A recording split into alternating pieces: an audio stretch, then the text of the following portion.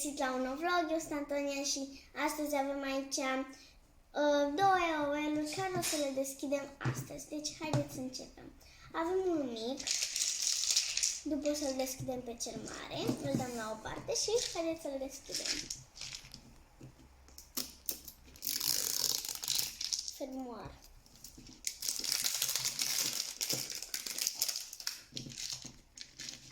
Un fermoar.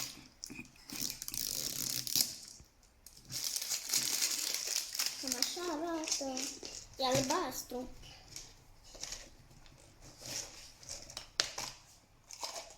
Ce păpuși?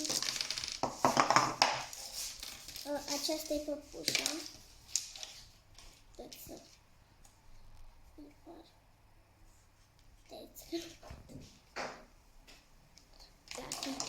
Avem așa niște ochelari. Avem o sticluță.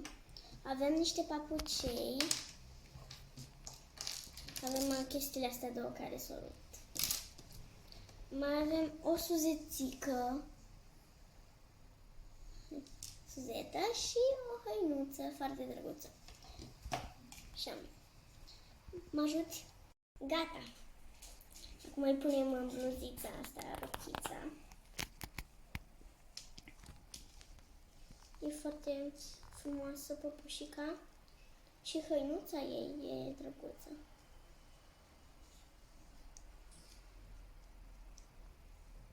Așa arată. Acum să-i punem suzeta să vedem cum arată. Stăm.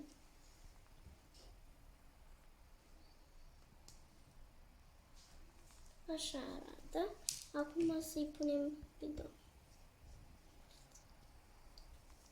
Pot? Și-am lăsați. Ochelarii și papucii.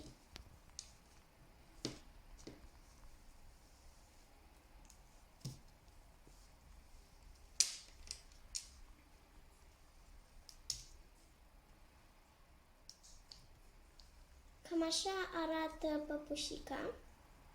Mie chiar îmi place. Așa arată. Așa, haideți să punem la loc.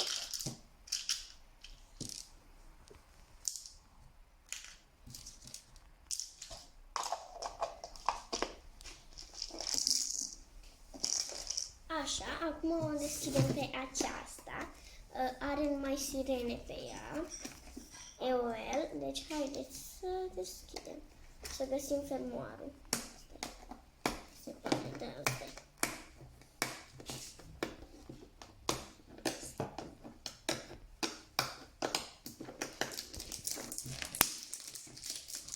Asta nu are fermoar, așa.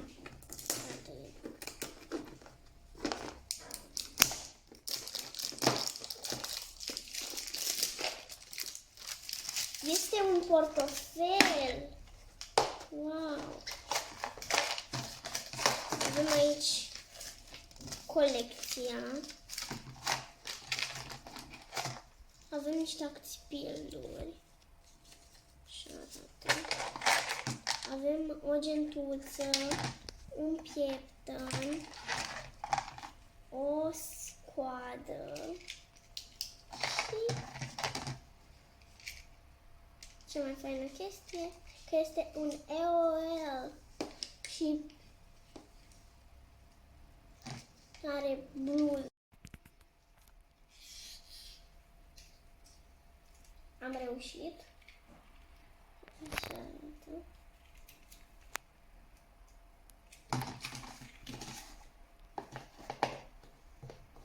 Așa, și dacă v-a plăcut acest video, puneți un like, abonați-vă, deci pa, pa!